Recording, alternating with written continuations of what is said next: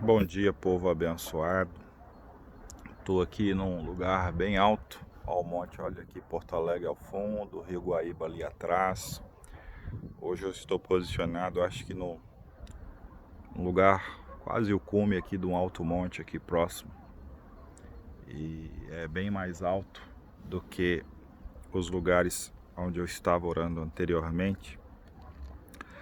Logo que aqui cheguei, procurei uma pedra aqui. Deixa eu dar uma panorâmica para vocês darem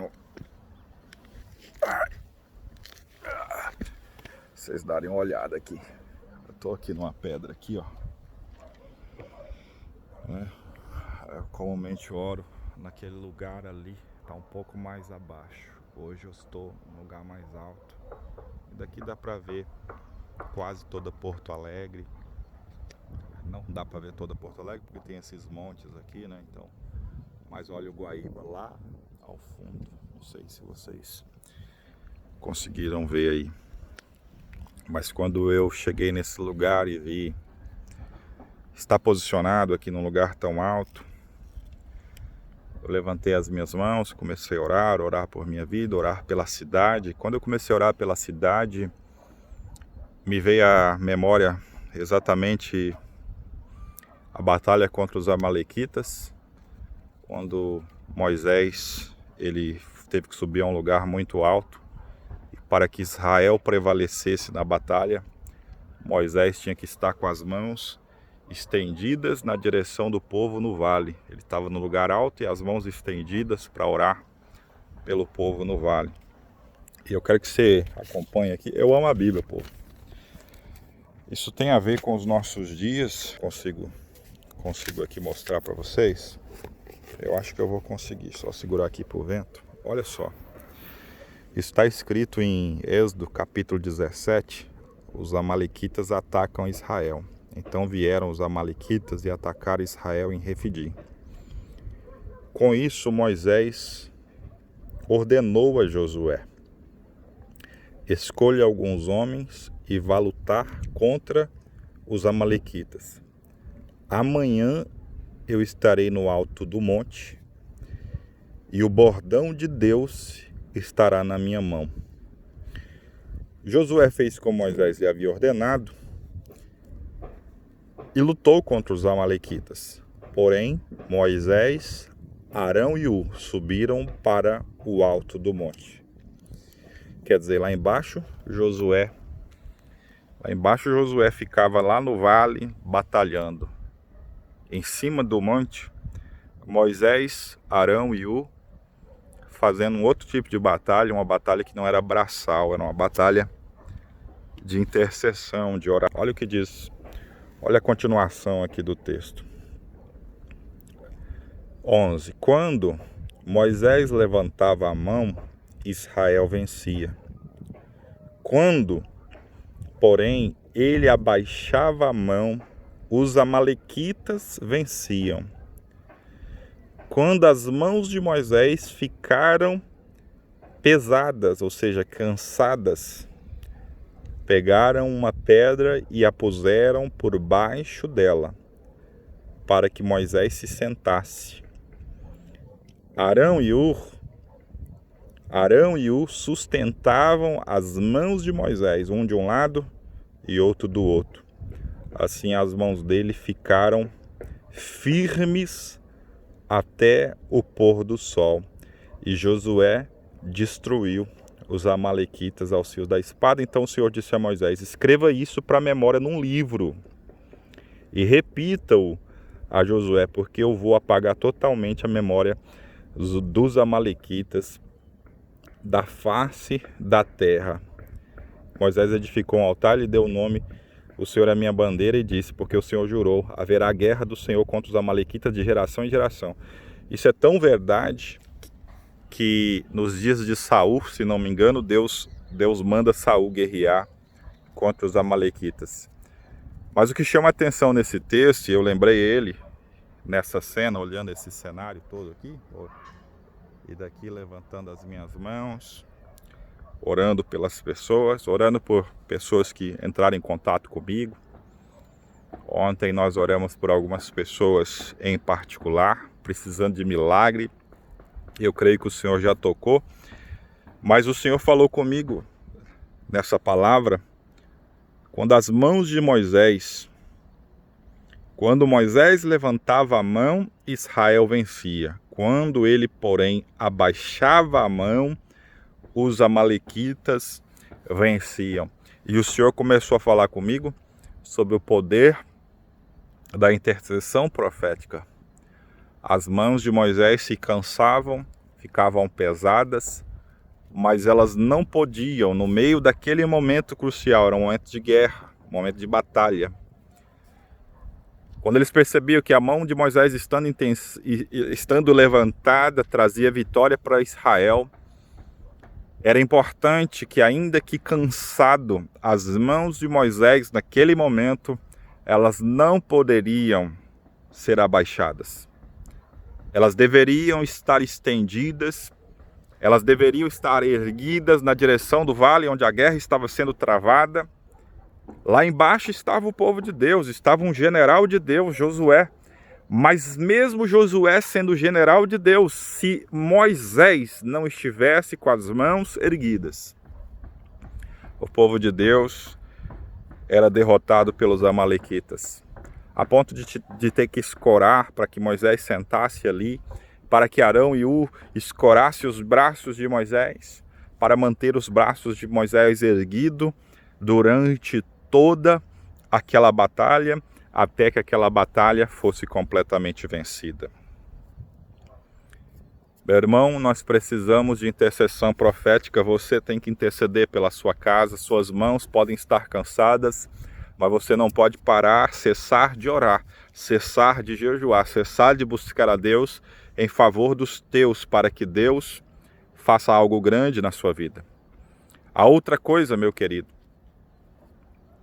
é a necessidade de também termos pessoas que oram por nós, homens de Deus que intercedem por nós. É muito bom nós termos pessoas de Deus.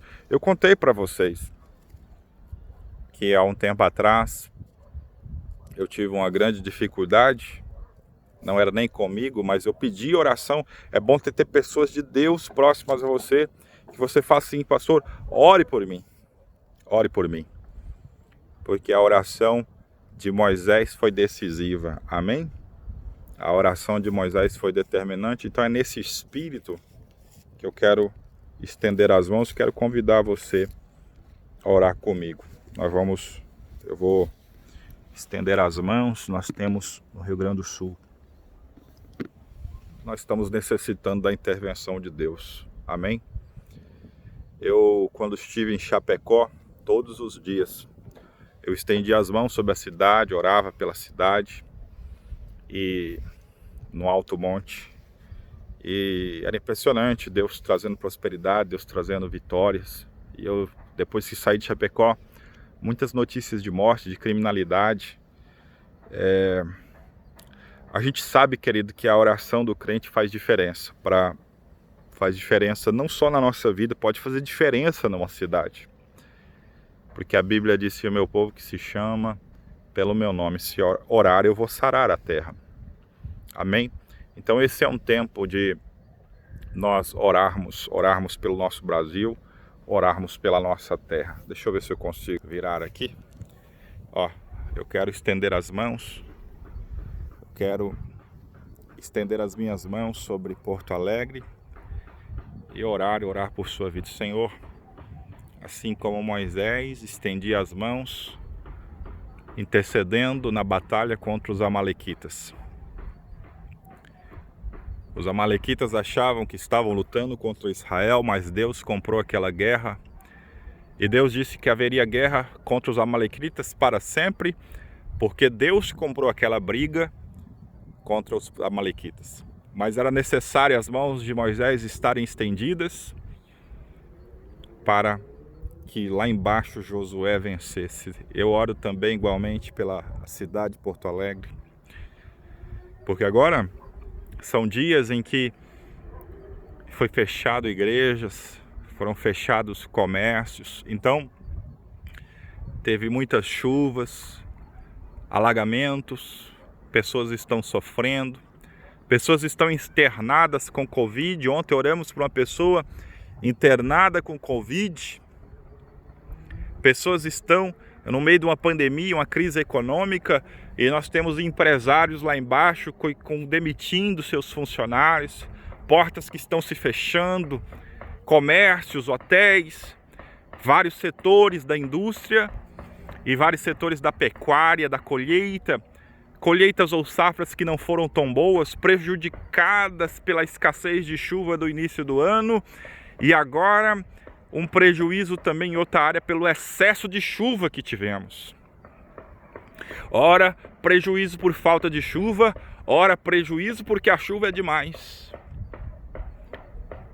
E eu estou clamando, Deus, pela terra, clamando para que os moradores da terra se arrependam dos seus pecados e creiam em Jesus Cristo, invoquem o nome do Deus Todo-Poderoso para que Deus possa sarar essa terra, para que Deus possa sarar a nossa economia, para que Deus possa sarar o nosso Brasil e o Brasil ter um crescimento nesse segundo semestre que vai espantar as nações, uma recuperação da sua economia, uma recuperação acelerada da nossa economia, do emprego, daqueles que estão desempregados, daqueles que estão desesperados, sejam socorridos pela mão do Senhor. Nós estamos clamando isso no nome do Senhor Jesus, porque há poder na oração do justo. Está escrito na tua palavra: Elias era um homem sujeito às mesmas paixões que nós. Orou com insistência para que não chovesse, por 3 anos e meio não houve chuva em Israel. Israel viveu uma grande recessão econômica pela oração de Elias, o profeta. Mas quando Elias orou novamente, Deus trouxe novamente a chuva, Deus trouxe novamente a colheita, Deus trouxe novamente a prosperidade. Através da oração de um único homem, o Senhor fez algo em toda a nação de Israel, porque Elias era portador da verdade. Elias era portador da revelação de Deus. A palavra de Deus estava com Elias quando a nação inteira estava corrompida, adorando a falsos deuses. É interessante, eu tenho orado nos montes de Porto Alegre, em todos os montes, eu estou vendo o que existia nos dias de Israel, quando Israel estava desviado, os dias de Elias. As pessoas nos altos dos montes levantavam altares a Astarote, a Baal, levantavam altares a outros deuses. Eu hoje estou orando numa pedra, mas nessa pedra, em vários montes aqui, oferendas, velas derretidas, macumbas, bruxarias. Em vários lugares altos de Porto Alegre, pessoas servindo e adorando a outros deuses. Eu oro para que o Deus Criador dos céus e da terra se revele a essas pessoas, que se arrependam das suas feitiçarias, que se arrependam de servir a falsos deuses nesse lugar, e que o Deus Todo-Poderoso manifeste o poder dele, e que o Deus Todo-Poderoso revele a tua poderosa mão nesta cidade de Porto Alegre, no Rio Grande do Sul. Ó Deus, a tua poderosa mão venha se manifestar ao teu povo, à tua igreja, mas também à sociedade, ao mundo, para que se arrependam e creiam que o Senhor Jesus é o Deus vivo. Amém, povo? E creia em Jesus Cristo. Amém? Eu quero só deixar um versículo com você que está aqui dentro de mim, você está aqui me acompanhando. Às vezes você está me assistindo só por curiosidade. Às vezes algo te prende para você me acompanhar até aqui. E, enfim, eu não sei o que te prendeu, você está me ouvindo até o final, 14 minutos de gravação. Mas eu acabei de ler no Evangelho de João algo que falou ao meu coração. Jesus disse: porque vocês não creem em mim, Jesus estava falando isso aos fariseus religiosos. Porque vocês não creem em mim, vocês morrerão nos seus pecados. E quando eu li isso, me deu um senso de eu preciso fazer as pessoas crerem em Jesus, porque Jesus está dizendo, se vocês não crerem em mim, vocês morrerão nos seus pecados. E morrer nos seus pecados sem crer em Jesus significa a ausência da vida eterna. Jesus é o Salvador do mundo. Jesus morreu naquela cruz há 2000 anos atrás pelos seus pecados.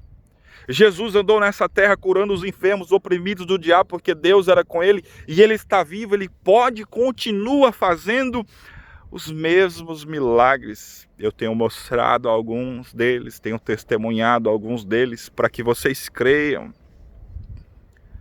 Jesus faz tantos sinais, eles olham para os fariseus e diz assim, os fariseus querendo apedrejá-lo, e disse, tantas obras eu tenho feito, tantos milagres eu tenho feito, por qual deles vocês me apedrejam?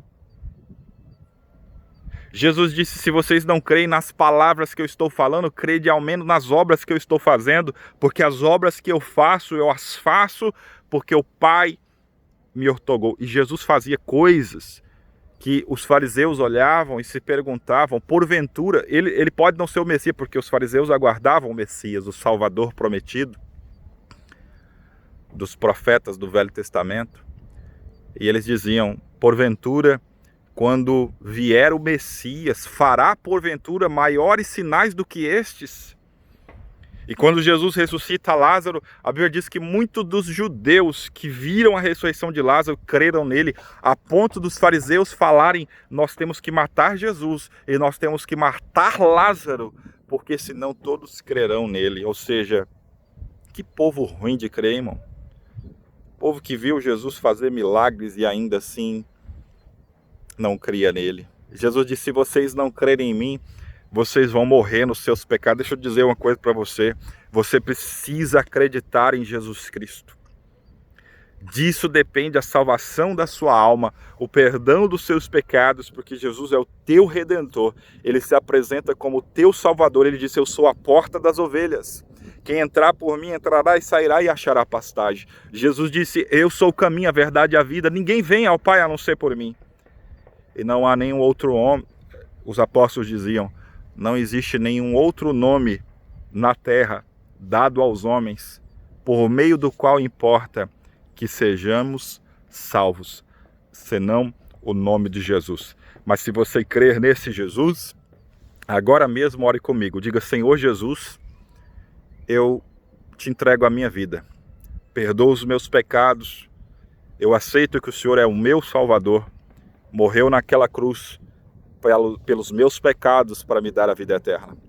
Me aceite como seu filho e me dá o teu Espírito Santo para morar dentro de mim e me permita sentir o teu poder, sentir a tua presença tocar a minha vida. Em nome de Jesus, amém. Deus te abençoe.